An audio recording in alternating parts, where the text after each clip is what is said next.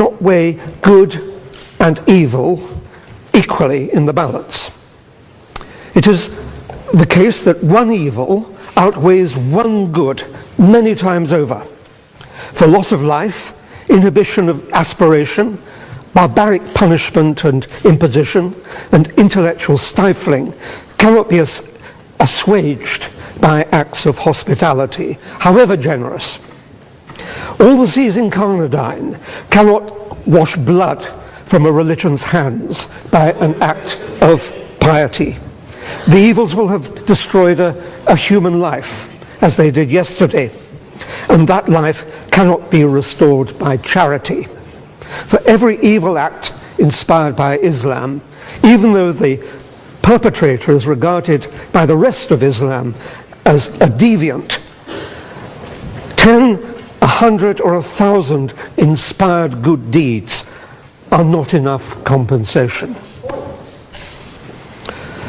Now, as we've agreed, Islam seems peculiarly suited to the inspiration of violence.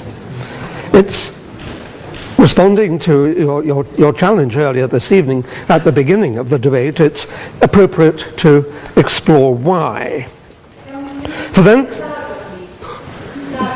no, I can't.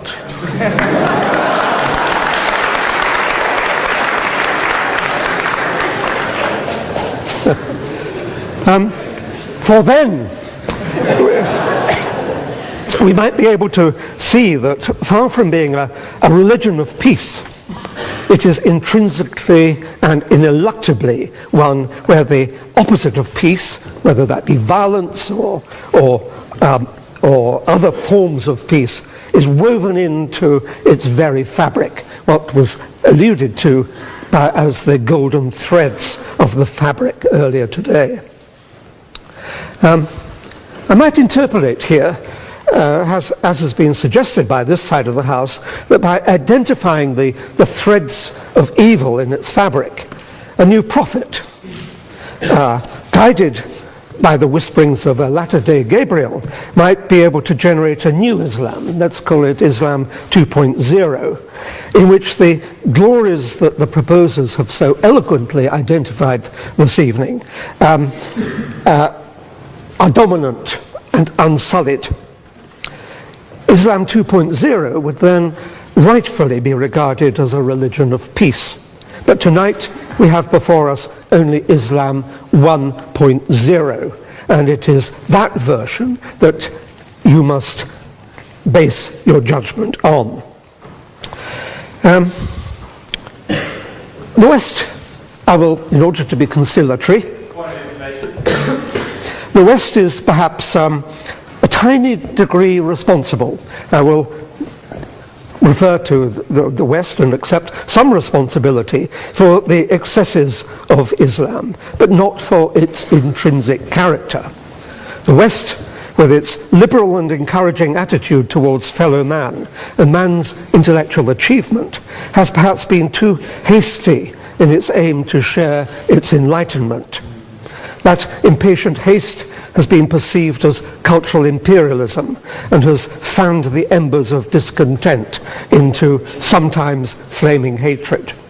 The West's joy at stumbling into the Enlightenment and its impatient zeal to liberate minds and share personal liberty as soon as possible has perhaps encouraged the seeds of evil in Islam to flourish. But Islam itself must take responsibility for those seeds. It would be a brave man, of course, who said anything against the purity and brilliance of the Prophet, of course, and I must vehemently dissociate myself from the views of the infidel scholars that I am about to share. There are three issues that those disgraceful and disrespectful Enlightenment liberated scholars so scurrilously identify.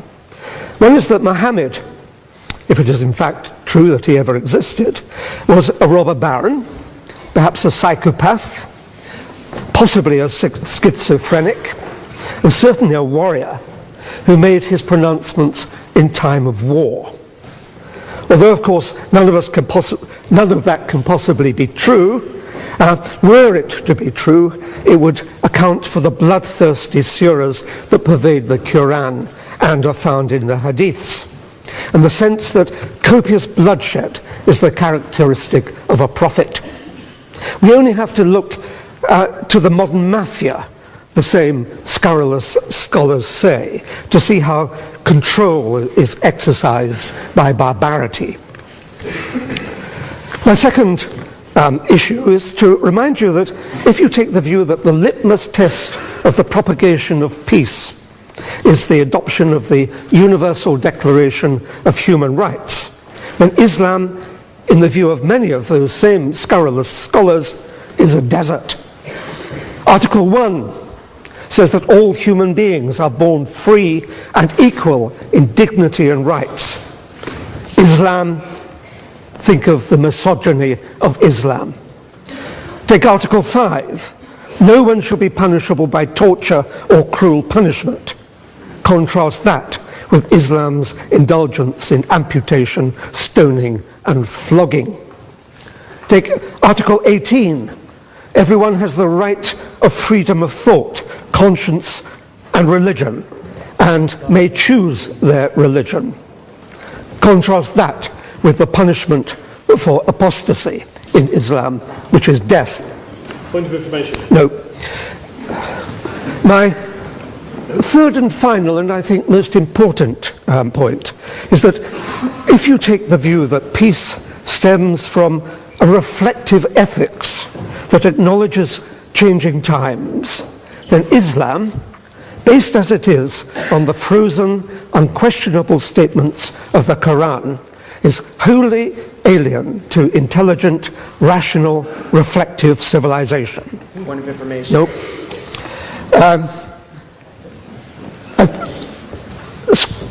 Scholars point out that the rules of Islamic law are valid by virtue of their mere existence, not because of their rationality or their sensitivity to progress. Islam, they say, is a religion without ethics, for ethics necessarily involves the questioning of foundations, which Islam forbids. Ethics is intrinsic to good government, and good government is intrinsic to peace. Point of information. Strike away ethics, and it follows that you strike away the pursuit. Ethics as well as no peace. I'm not taking the point. Strike away ethics, and it follows that you strike away the pursuit and propagation of peace. This evening you've seen both sides of a vision of Islam. This side of the House has gladly conceded that good men will find good things in it, as good men will find anywhere. But we, through examples of the behavior that Islam inspires and often condones, and I, by seeking to show that Islam has an intrinsic fault, long for Islam 2.0. Islam 2.0, Islam's enlightenment, will have an emphasis on humanity, subtlety, harmony, and reason, and be virtuous. On that point. This evening, though, you are judging Islam 1.0, not Islam 2.0. By opposing the motion, you will be encouraging the emergence of what most of humanity really longs for, but for which does not yet exist. Please, for the sake of humanity, oppose.